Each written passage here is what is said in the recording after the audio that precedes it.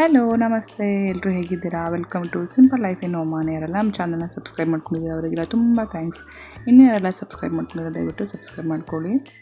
ಬನ್ನಿ, ಮೊದಲಿಗೆ ಈಗ ನಾವು ಈ ಕಿಂಗ್ ಫಿಶ್ಶಿಂದ ಹೇಗೆ ಕಬಾಬ್ ಮಾಡೋದು ಅಂತ ಹೇಳಿ ನೋಡೋಣ.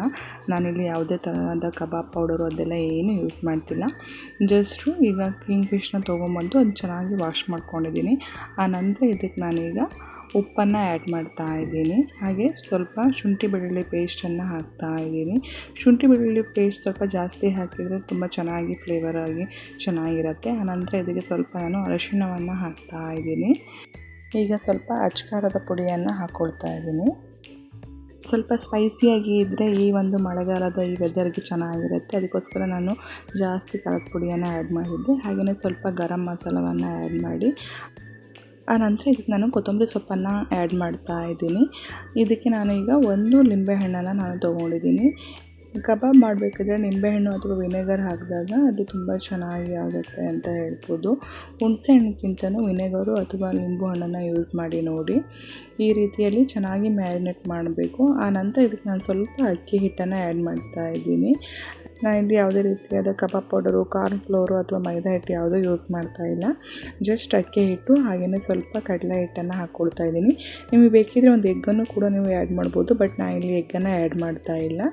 ಆನಂತರ ಇದನ್ನು ಚೆನ್ನಾಗಿ ಮಿಕ್ಸ್ ಮಾಡ್ಕೊಬೇಕು. ಒಂದು ಸ್ಪೂನ್ ಸಹಾಯದಿಂದ ಚೆನ್ನಾಗಿ ಮಿಕ್ಸ್ ಮಾಡ್ಕೊಳ್ಬೇಕು. ಆನಂತರ ನಾನು ಇದಕ್ಕೆ ಸ್ವಲ್ಪ ಫ್ರೆಶ್ ಆದ ಕರಿಬೇವಿನ ಸೊಪ್ಪನ್ನು ಹಾಕ್ಕೊಳ್ತಾ ಇದ್ದೀನಿ. ಈ ಕರಿಬೇವಿನ ಸೊಪ್ಪು ತುಂಬ ಒಳ್ಳೆ ಫ್ಲೇವರ್ನ ಈ ಕಬಾಬಿಗೆ ಕೊಡುತ್ತೆ ಅಂತ ಹೇಳ್ಬೋದು.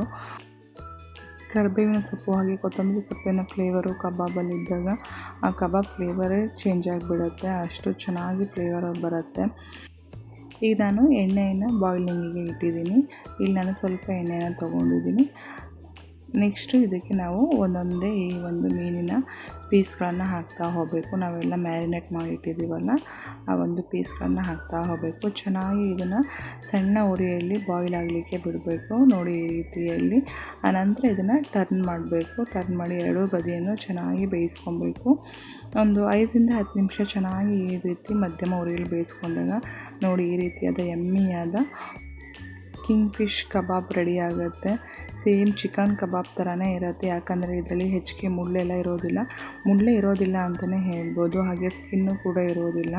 ತುಂಬ ಎಮ್ಮಿಯಾಗಿ ಚೆನ್ನಾಗಿ ಬರುತ್ತೆ ಟೇಸ್ಟು. ಒಮ್ಮೆ ಟ್ರೈ ಮಾಡಿ ಕಮೆಂಟ್ ಬಾಕ್ಸಲ್ಲಿ ತಿಳಿಸಿ ಹೇಗಾಗಿತ್ತು ಅಂತ ಹೇಳಿ. ತುಂಬ ಚೆನ್ನಾಗಿ ಬರುತ್ತೆ, ಟ್ರೈ ಮಾಡಿ. ಹಾಗೆಯೇ ಒಂದು ಇಲ್ಲಿ ಟಿಪ್ಸನ್ನು ಹೇಳಬೇಕು. ಏನಂತ ಅಂದರೆ ನಾವು ಈ ಥರ ಕಬಾಬ್ ಎಲ್ಲ ಮಾಡಿದಾಗ ತವಾದ ಮೇಲೆ ಈ ರೀತಿ ಹಾಕೋದ್ರಿಂದ ಈ ತವಾ ಈ ಒಂದು ಎಣ್ಣೆಯನ್ನು ಅಬ್ಸರ್ವ್ ಮಾಡುತ್ತೆ. ಆನಂತರ ಇದನ್ನು ಚೆನ್ನಾಗಿ ಈ ರೀತಿಯಲ್ಲಿ ಒರೆಸಿ ಆನಂತರ ವಾಶ್ ಮಾಡಿ ಇಟ್ಟರೆ ನೆಕ್ಸ್ಟ್ ನಾವು ದೋಸೆ ಎಲ್ಲ ಮಾಡುವಾಗ ದೋಸೆ ಎಲ್ಲ ತುಂಬ ಚೆನ್ನಾಗಿ ಎದ್ದು ಬರುತ್ತೆ.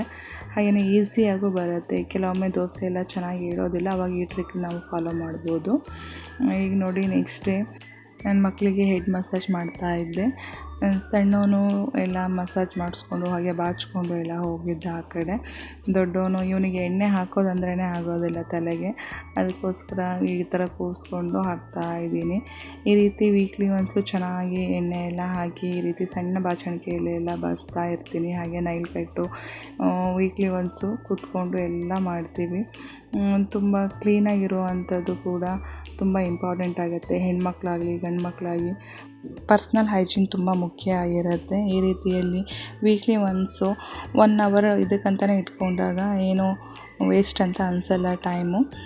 ಈ ರೀತಿಯಾಗಿ ನಾನು ನಮ್ಮ ಮನೆಯವರಿಗಾಯಿತು, ನನ್ನ ಮಕ್ಕಳಿಗಾಯಿತು, ನಾನಾಯಿತು ವೀಕ್ಲಿ ಒನ್ಸ್ ಈ ರೀತಿ ಎಲ್ಲ ಚೆನ್ನಾಗಿ ತಲೆ ಎಲ್ಲ ಮಸಾಜ್ ಮಾಡಿಕೊಂಡು ಈ ರೀತಿ ಬಾಚಿಕೊಂಡು ಹಾಗೆ ನೈಲ್ ಕಟ್ಟೆಲ್ಲ ಮಾಡ್ಕೊತೀವಿ. ಇವನು ಸಣ್ಣವನು ನೋಡಿ ಅವ್ರ ಅಣ್ಣಂಗೆ ತಲೆಗೆ ಬೇಕಂತಲೇ ಹೊಡಿತಾ ಇದ್ದಾನೆ. ಸುಮ್ಮನೆ ತೋರಿಸಿ ಎಲ್ಲ ಅವನಿಗೆ ಒಂಥರ ಈಗ ಆಟ ಆಗಿಬಿಟ್ಟಿದೆ. ನಾನು ಈ ಥರ ತಲೆಗೆ ಮಸಾಜ್ ಮಾಡ್ತಿರೋದು ನಾನು ಹೊಡಿತಿದ್ದೀನಿ ಅಂಥೇಳಿ ಅವನಿಗೆ ಸೇರಿಸಿ ಹೊಡಿತಾ ಇದ್ದಾನೆ. ಆನಂತರ ಇಲ್ಲಿ JCB ಬಂದಿದೆ, ಅಲ್ಲೆಲ್ಲ ಕ್ಲೀನ್ ಮಾಡ್ತಾ ಇದ್ದಾರೆ. ಈ ಗಂಡು ಮಕ್ಕಳಿಗಂತೂ ಈ ಟ್ರಕ್ಗಳು JCBಗಳು ಅದೆಲ್ಲ ಅಂತಂದರೆ ಏನು ಇಂಟ್ರೆಸ್ಟ್ ಅಂತಲೇ ಗೊತ್ತಿಲ್ಲ. ನೋಡಿ ಇಬ್ಬರು ಯಾವ ರೀತಿಯಲ್ಲಿ ಕುತ್ಕೊಂಡು ನೋಡ್ತಾ ಇದ್ದಾರೆ ಅಂತ ಹೇಳಿ. ಅಲ್ಲೆಲ್ಲ ಗಾರ್ಬೇಜ್ ಎಲ್ಲ ಕ್ಲೀನ್ ಮಾಡ್ತಾ ಇದ್ದಾರೆ ಅವರೆಲ್ಲ. ನೋಡಿ ಈ ರೀತಿಯಲ್ಲಿ 3 ಡಸ್ಟ್ಬಿನ್ಗಳನ್ನು ಇಟ್ಟಿರ್ತಾರೆ. ಈ ರೀತಿ ಬಂದು ವೀಕ್ಲಿ ಒನ್ಸು ಅಥವಾ 2 ಟೈಮ್ಸು ಕ್ಲೀನ್ ಮಾಡಿಕೊಂಡು ಹೋಗ್ತಾರೆ. ಅದನ್ನು ನೋಡ್ತಾ ಕೂತ್ಕೊಂಡಿದ್ರು. ನೋಡಿ ಇವನು ಈಗ ಹೆಡ್ ಮಸಾಜ್ ಎಲ್ಲ ಆದಮೇಲೆ ಹೇಗೆ ಕಾಣ್ತಾ ಇದ್ದಾನೆ ಅಂಥೇಳಿ. ಆನಂತರ ಇಬ್ಬರು ಸ್ನಾನ ಎಲ್ಲ ಮುಗಿಸ್ಕೊಂಬಂದು ಇಬ್ಬರು ಆಟ ಆಡ್ತಾ ಇದ್ದಾರೆ. ನಾನು ಡೈಲಿ ಒಂದು ಫ್ರೂಟ್ ಯಾವುದಾದ್ರು ಒಂದು ಕೊಡ್ತಾ ಇರ್ತೀನಿ ಮಕ್ಕಳಿಗೆ. ಅದನ್ನೇ ಈಗ ಸ್ನಾನ ಮಾಡ್ಕೊಂಬಂದು ಇಬ್ಬರು ತಿಂತಾ ಇದ್ದಾರೆ. ಇದಿಷ್ಟು ಆಗಿತ್ತು ಇವತ್ತಿನ ವ್ಲಾಗು. ನೆಕ್ಸ್ಟ್ ವ್ಲಾಗಲ್ಲಿ ಮತ್ತೆ ಸಿಗ್ತೀನಿ. ದಯವಿಟ್ಟು ನಮ್ಮ ಚಾನಲ್ನ ಲೈಕ್ ಮಾಡಿ, ಶೇರ್ ಮಾಡಿ, ಹಾಗೆ ಸಬ್ಸ್ಕ್ರೈಬ್ ಮಾಡ್ಕೊಳ್ಳಿ. ಹಾಗೆ ಫೇಸ್ಬುಕ್ ಮತ್ತು ಇನ್ಸ್ಟಾಗ್ರಾಮಲ್ಲಿ ಸಿಂಪಲ್ ಲೈಫ್ ಇನ್ ಒಮಾನ್ ಅಂತ ಹೇಳಿ ಪೇಜ್ ಇದೆ, ಅದನ್ನ ಫಾಲೋ ಮಾಡ್ಕೊಳ್ಳಿ. Thanks for watching.